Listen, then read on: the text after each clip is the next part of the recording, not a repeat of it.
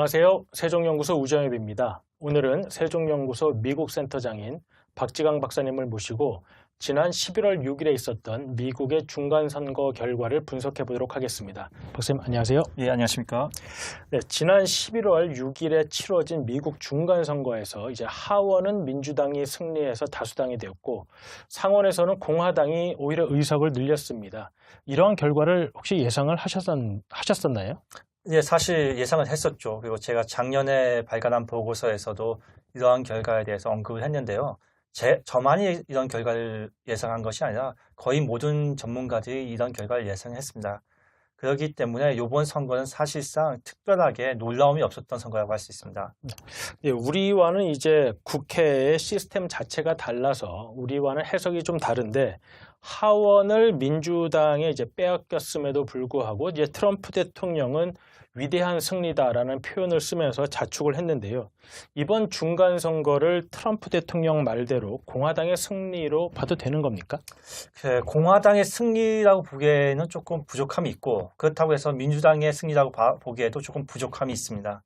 왜 그러냐 하면은 민주당이 분명히 하원을 탈환하고 하원에서 38석의 의석을 늘린 것은 맞지만은 지난번 선거 2016년 선거에서 공화당이 늘린 의석에 비교해서 굉장히 적고요. 그 다음에 2012년에 있었던 오바마 대통령이 첫 대통령이 당선되고 나서 있었던 중간선거에서 공화당이 63석을 탈환했던 것에 비해서는 굉장히 승리의 폭이 적습니다. 이런 것 때문에 트럼프 대통령이 이번 선거는 사실상 자신의 승리이고 공화당의 승리라고 주장하고 있는데요. 사실 이 부분에 있어서도 조금 논쟁의 여지가 있습니다. 왜냐하면 상원에서 공화당이 2석을 늘린 것은 맞지만은 35석이 걸린 이번 상원에서 공화당 의원은 9명만이 재출마를 하였습니다. 이에 비해서 민주당은 26석을 지켰어야 됐고요. 그래서 출발부터 좀 불평등한 선거였다고 할 수 있습니다. 그래서 이번에 공화당이 그 2석을 늘린 것은 그렇게 큰 승리라고 또 할 수 없습니다. 네, 아무래도 우리와 이제 선거 시스템 자체도 다르다 보니까 이런 해석도 여러 가지가 나올 수 있는 것 같습니다. 이번 중간 선거에 이제 영향을 미친 요소는 무엇일까요? 이번 선거가 역시 이제 트럼프 대 반트럼프 이런 구도로 이루어진 건가요? 그렇죠. 이것이 많은 사람들이 분석하고 있고 트럼프 자신도 이번 선거가 트럼프 대 반트럼프 선거였고 그러한 선거 구도 속에서 자신의 정당이 승리하였기 때문에 자신의 승리라고 지금 주장하고 있는데요. 여기서 이제 한국 분들한테 꼭 말씀드리고 싶은 것은 미국 하원 의원의 경우에는 90% 이상이 재선을 합니다.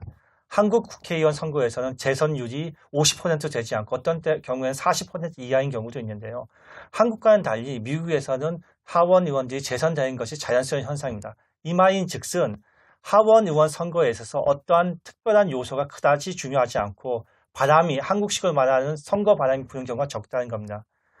하원 의원에서 그럼 가장 중요한 것이 무엇이냐? 개인적인 하원 의원 선거자 후보의 개인적인 네트워크나 지역구 사업을 얼마나 열심히 했는가, 그리고 그 지역에서 얼마나 유명한 인사인가 등이 중요한 것이지 그 외 선거구 외적인 요소는 그렇게 중요하지 않습니다. 그렇기 때문에 트럼프가 이번 선거에서 미쳤던 영향은 제한적인데요. 하지만 다른 선거에 비해서는 대통령이 이번 하원 의원 선거에 끼친 영향은 크다고 할 수 있습니다.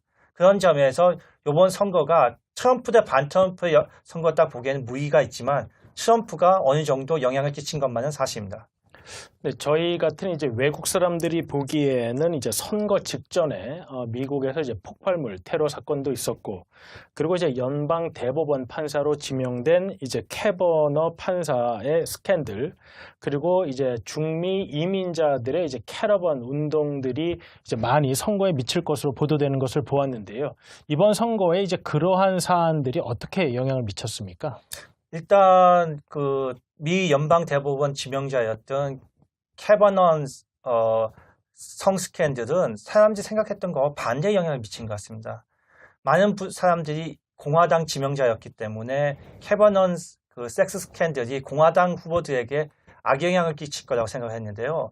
그러한 증거를 찾아보기 힘들고 오히려 캐버너 섹스 스캔들 때 캐버너를 공격하는 데 앞장섰던 상하원 의원들이 민주당 상하원 의원들이 이번 선거에서 예상외로 고전하거나 낙선을 한 경우가 있습니다.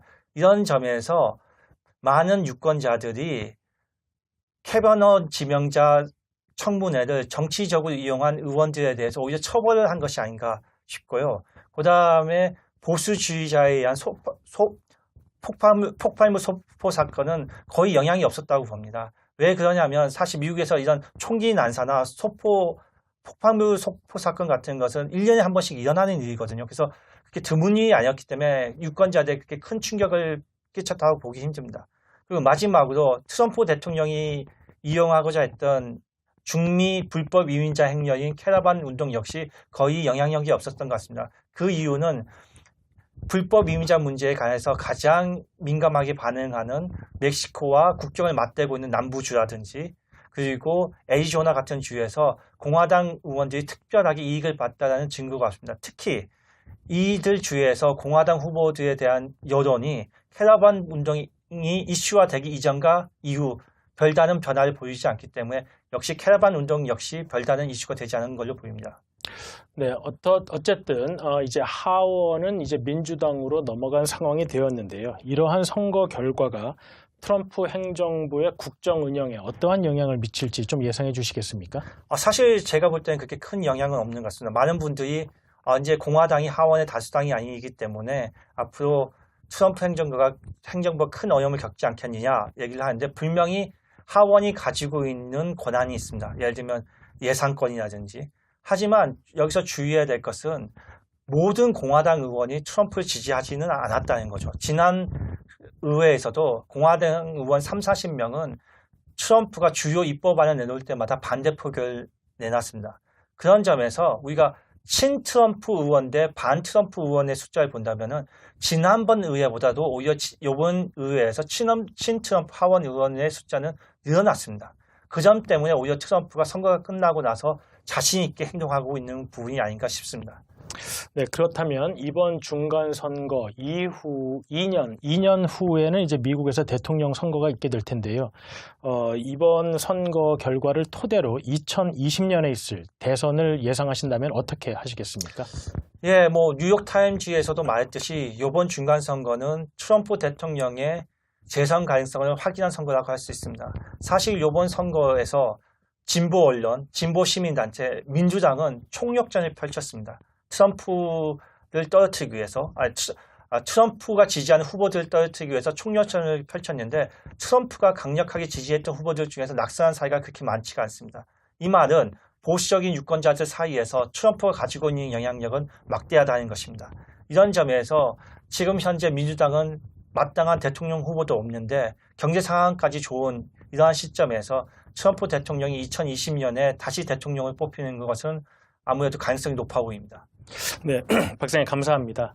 네, 오늘 박지강 박사님과 나눈 이야기는 세종연구소 웹페이지에 있는 세종논평 2018 중간선거 결과 분석에 자세히 나와 있습니다.